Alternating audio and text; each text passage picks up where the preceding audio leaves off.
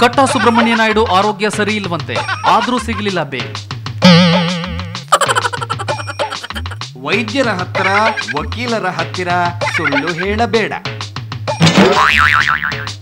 ಅಂತೂ ಇಂತೂ ರಾಜು ಗೌಡ್ರು ಈಗ ಮಿನಿಸ್ಟ್ರು.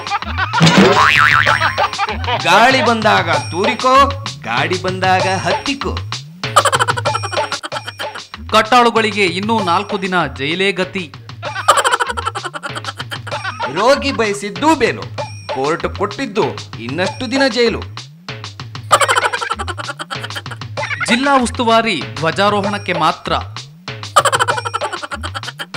ಬಾವುಟದ ಉಸ್ತುವಾರಿಗಿಂತ ಗಾಳಿಪಟ ಹಾರಿಸೋ ಉಸ್ತುವಾರಿನೇ ಚೆನ್ನಾಗಿತ್ತೇನೋ. ವಕೀಲರ ಕೈಕಚ್ಚಿದ ರೌಡಿ ಶಿಗ್ಲಿ ಬಸ್ಯ.